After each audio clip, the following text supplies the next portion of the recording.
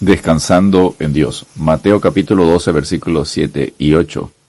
Y si supieses qué significa misericordia quiero y no sacrificio, no condenaríais a los inocentes, porque el Hijo del Hombre es Señor del día de reposo.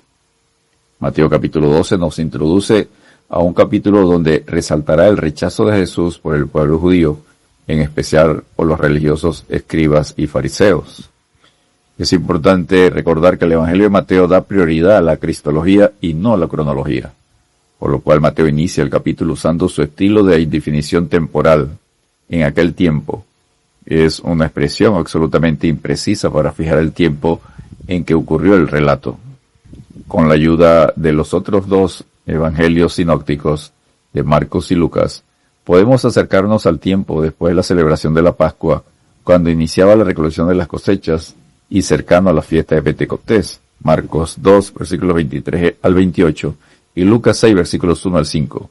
Según Marcos y Lucas, este evento ocurrió poco antes de elegir a los 12 apóstoles, registrado ya en Mateo capítulo 10. Acá es presentado por Mateo como parte de la preparación de Jesús a los discípulos para el servicio en la obra de Dios. Jesús reafirma con esta enseñanza que el día de reposo fue dado para la gloria de Dios y para el bienestar humano. El mandato nunca tuvo la intención de restringir la expresión de amor a través de las obras de necesidad, servicio a Dios o actos de misericordia. El incidente mal interpretado. Mateo capítulo 12, versículo 1. En aquel tiempo iba Jesús por los sembrados en un día de reposo, y sus discípulos tuvieron hambre y comenzaron a arrancar espigas y a comer. El hecho ocurre en un día de reposo. Los discípulos que acompañaban a Jesús comenzaron a tener hambre. El verbo usado por Mateo indica un hambre intensa. La preparación de los discípulos para el ministerio a que fueron llamados también incluye el aprender a tener necesidad, como enseña Pablo. No lo digo porque tenga escasez, pues he aprendido a contentarme cualquiera que sea mi situación. Sé vivir humildemente y sé tener abundancia. En todo y por todo estoy enseñado, así para estar saciado como para tener hambre, así para tener abundancia como para padecer necesidad. Filipenses capítulo 4, versículos 11 y 12. La acusación legalista. Mateo capítulo 12, versículo 2.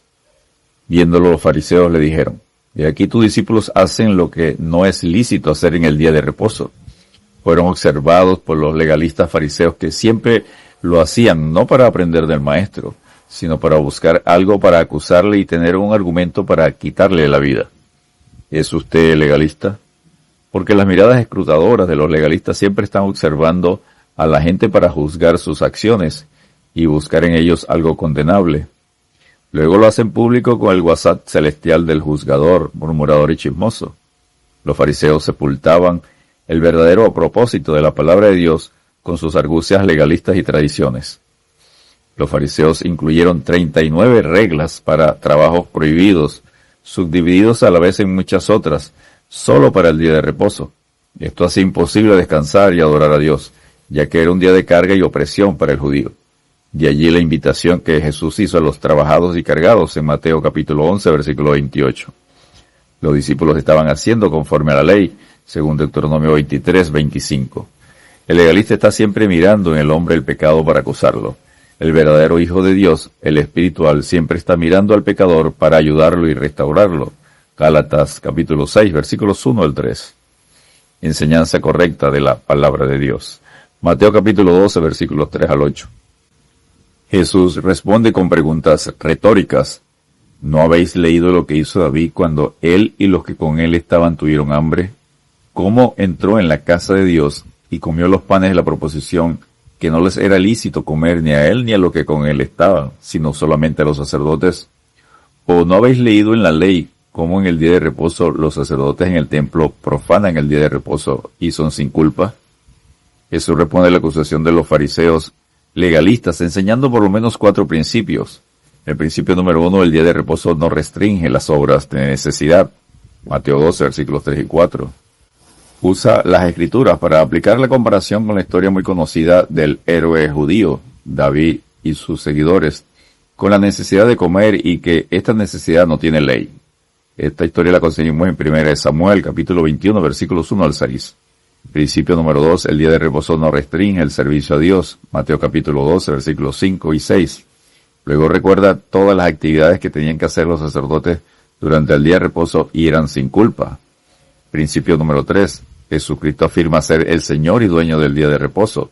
Pues os digo que uno mayor que el templo está aquí. Mateo 12, versículo 6. Jesús resalta su deidad, recordando que la creación no es superior al Creador, y el día de reposo es para descanso del alma, adorando a Dios y no adorar el edificio de reunión. Principio número 4. El día de reposo no restringe los actos de misericordia.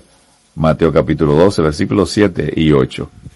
Jesús finaliza la enseñanza teórica mandando a los legalistas fariseos a estudiar e interpretar bien las Escrituras, diciendo, y si supieses qué significa misericordia quiero y no sacrificio, no condenaríais a los inocentes, porque el Hijo del Hombre es Señor del día de reposo.